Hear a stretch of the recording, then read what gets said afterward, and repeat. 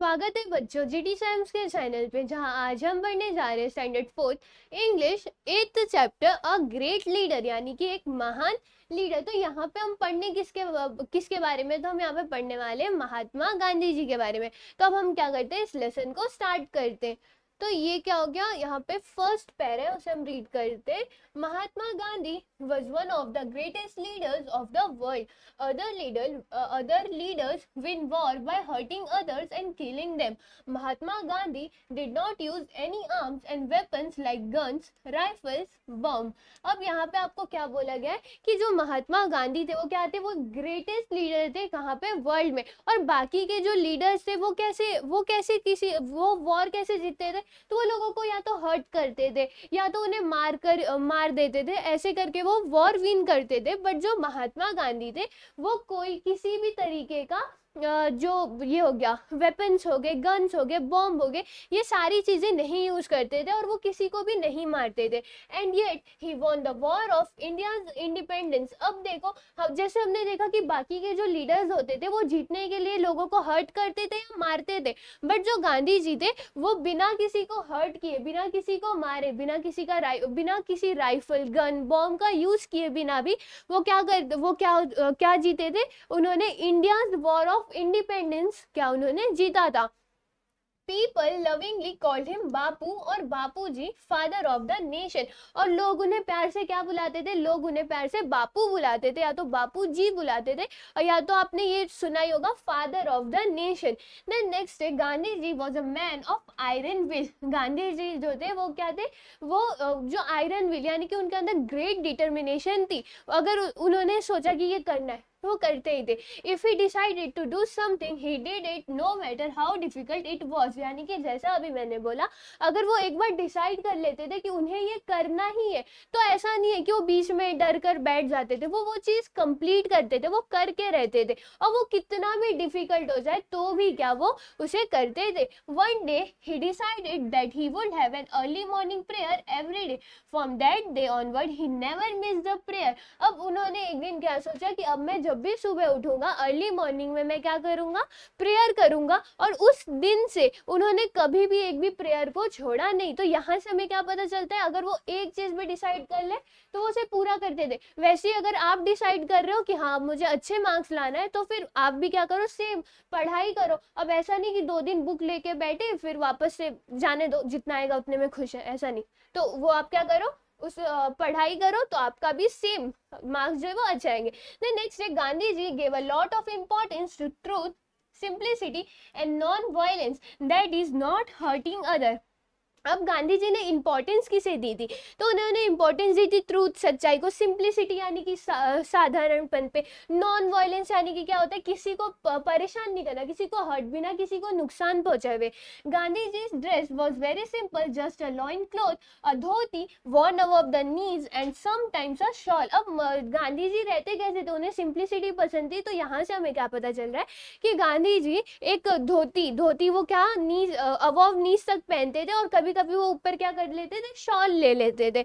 अब यहाँ पे हमको बोला गया, could he not afford fancy fashionable clothes? Of course he could, but this simple loin cloth was a deliberate choice. How did he came to make this choice? अब देखो यहाँ पे आपको क्या बोला गया कि आपको लग रहा होगा गांधी जी क्या वो कपड़े अफोर्ड नहीं कर पाते थे, क्या वो अच्छे कपड़े, फैंसी कपड़े नहीं पहन पाते, वो धोती क्यों पहनते थे, क्या वो महंगे कपड़े नहीं ले सकते थे? तो ऐसा नहीं था। अगर आप यहाँ पे देखोगे, गांधी जी जब सिंपल कपड़े पहनने से पहले वो कैसे ड्रेसिंग करते थे उसकी पिक्चर यहाँ पे आपको दी गई है।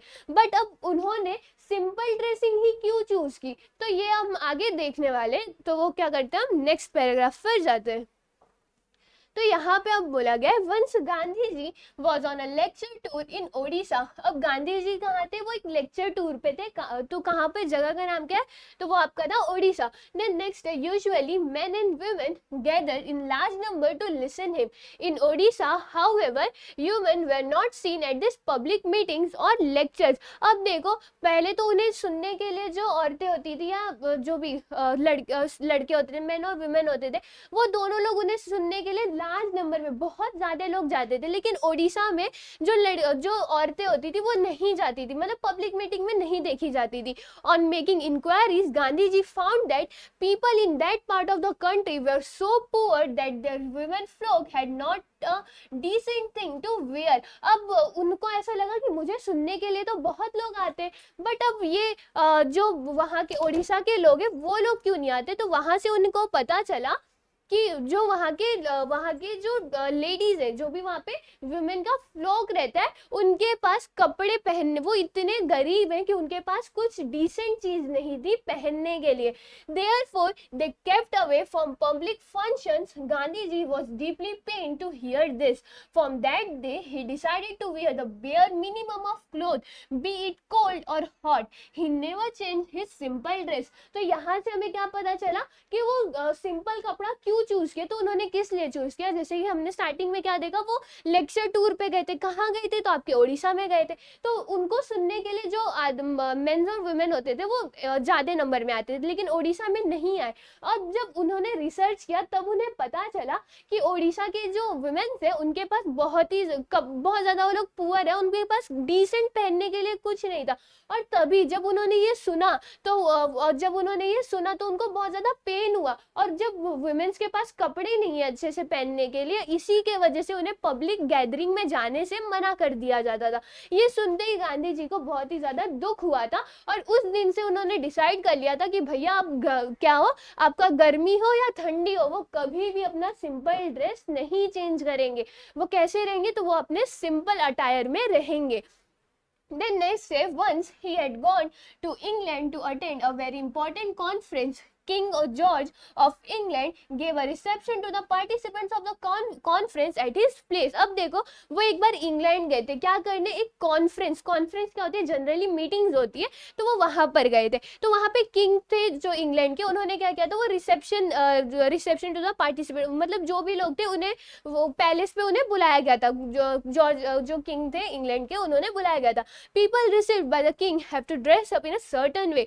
Eight that time England ruled over India. अब देखो, इंग्लैंड ने बुलाया था, तो अगर वहां पे जाना है, आपको किंग ने बुलाया, तो वहां पर जाने के लिए आपको एक अच्छे से, मतलब एक वे होता था, वैसे आपको ड्रेस करना पड़ता था।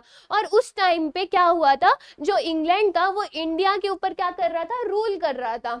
तो अब यहाँ पे क्या होता है, people in England wanted to know if Gandhiji would change the style of his dress to see the king। Gandhiji made it clear that he would be dressed in his usual way even when visiting the king of England। अब देखो, अब जो England के लोग थे, अब उन्हें भी लगा भाई गांधी जी आ रहे, क्या वो कपड़ा चेंज करके आएंगे, क्या अपनी ड्रेस को चेंज करेंगे। बट गांधी जी ने बोला कि चाहे कुछ भी हो जाए, मैं इंग्लैंड के किंग को ही क्यों ना देखने जाऊं, मैं वैसे ही ड्रेस करूंगा जैसे मैं करता था। जो सिंपल और यूजुअल वे था उनका, वो वैसे ही ड्रेस करके गए थे। He would wear the dress of the people whom he represented। Gandhiji was not bothered by what style of dress the British approved of, so long as the poor people in his country did not have enough clothes to wear। और उन्होंने क्या सोचा कि British कैसे भी कपड़ों को approve करे, वो ऐसे, अगर उनके लोगों की, जो उनके लोग यानी कि कंट्री में अगर लोगों के पास पैसा नहीं है कपड़े पहनने का, तो वो क्यों वैसे जाए, तो उन्हें कुछ इससे दिक्कत नहीं था।